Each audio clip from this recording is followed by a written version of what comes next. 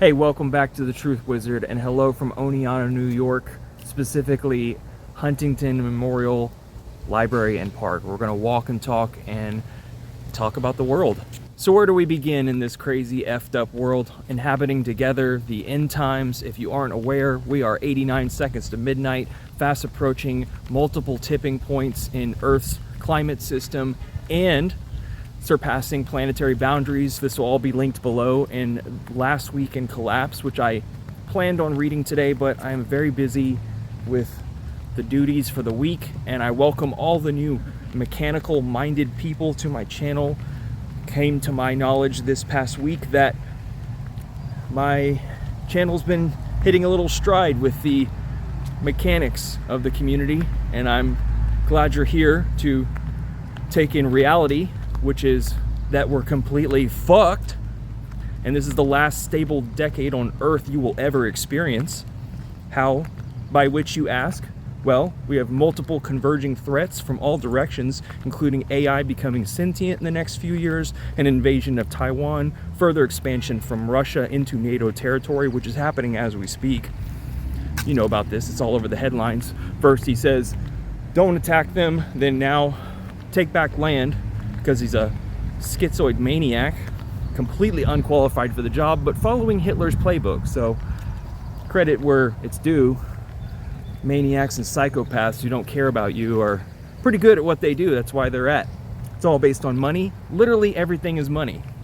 But back on the existential threats, if it isn't these concurrent, overlapping crises and wars, then it surely is climate change, which has been the real headline of this channel. German Meteorological Association came out this past week and said that we likely will be in a 3 degrees Celsius world by 2050, but let's push that forward. And if you're a clueless fucking moron, go look up what a 3 degrees Celsius world entails and say goodbye to your food supply, habitable ambient temperatures, housing, the list goes on. Oh, did I mention fisheries around the world? Yeah, get that catfish while you can. I'm not gonna be snarky now, I'm just gonna get it to the point. We live in a dystopian cyber hellhole now, contrary to the belief that, technology would have improved our lives. In some ways it has. I have this community. In other ways, it's all dominated by a few leading companies. I just also found out that Meta plans to build a massive data center the size of Manhattan. Kyle Kalinske brought this to my attention, and thus my friend in California who's across the country. Daniel, I appreciate you, not to drag attention, but you're right here. And so is my neighbor, who is right there. I couldn't ask for a better predicament. In fact, we're on the same page. To really survive, you need a bunker, hazmat suit, a couple crossbows, food supply for weeks or months. I'm just gonna walk over in this park because I have some looky-loos. So, all this to bear in mind, my emphasis of this channel is to live now and make some lifestyle choices, some changes to whatever you do is fine, really, but you reap what you sow. And so, dependent on how well you behave the next few years is how much more hellacious your trial and tribulation is going to be during the collapse.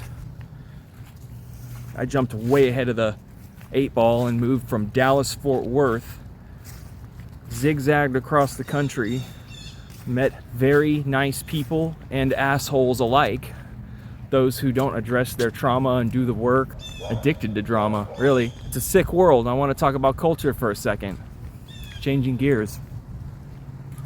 It's sad, and I'm picking off of LAHWF or whatever, that guy who's got the beard and glasses, and he's like, hey brother, every video, and give him his little pep talk. But that's one of the main reasons I moved away from the city, is because it's turned into the most alienating, expensive, worthless place to live when your credibility is your ability to cold approach people and have some significance of interaction for a brief moment, and then that's it. It's just pass and go all the time. Different kind of world. But it's sad. We don't have communities of dozens of people. We don't even touch each other. We don't even lean on each other. It's just no. I'm not optimized for that shit. Maybe some people are, but you can tell when I go back to the city, they have this ADHD mind going on. They're constantly on to the next thing because of the programming from phones. And when you meet this people are just more distracted than ever. They can't hold on to a thought for 5 fucking seconds. This isn't new. I'm just complaining uselessly into the void, which brings me to a book I'm reading. Yeah, we're changing it up today. Go up the hill and around that way. Cut this short. About Einstein, his cosmic religion. I am a part of Infinity. Infinity is the book. I am a part of that.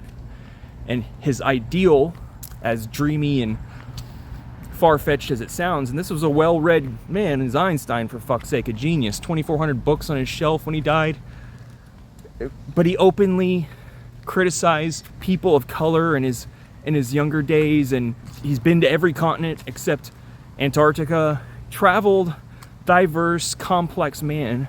Character analysis of him and his belief system that forget dogma and traditions and just man-made social constructs is what they are. All religion is trying to tap into that essence of what he describes as the arc force, or defining energy behind life and all of the universe.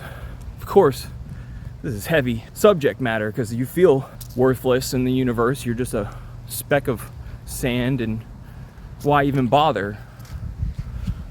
Not to sound nihilistic, but his idea was to bridge all peoples and communities and religions across the world into some synthesis of belief, which really centered around peace and unity. And of course, Oppenheimer and so many great thinkers of the time just dismissed him. It was like, you're a dreamy lunatic. You're just totally fucking crazy. Some of them just straight up called him that.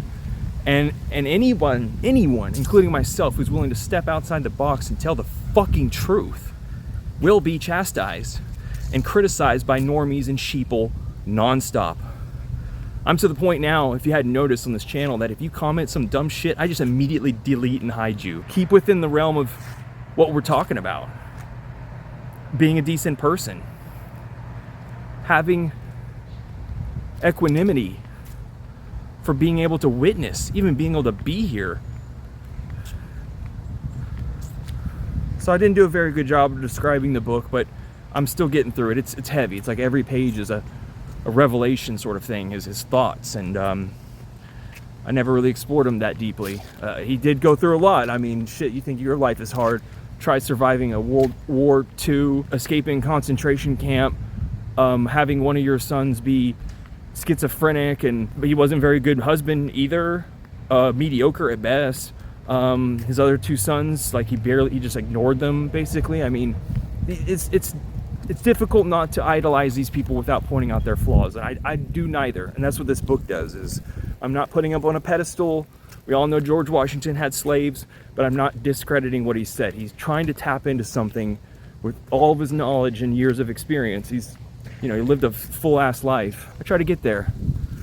But it's healthy to set boundaries, because some people are just neurotic assholes that haven't addressed their trauma, walking around. Me too. So many unhappy people. So many. Okay, well, I hope you find your community. Just want to check in. Less about climate and economy. I mean, what can we say? It's $338 trillion of debt worldwide. Mortgage collapse around the corner. Like I told this cute babe at UPS down the street here, I didn't know how to answer when she asked how I was doing, because I'm not ever certain if people are really serious, and most of the time they aren't. They're just being superficially charming because that's how everyone else is.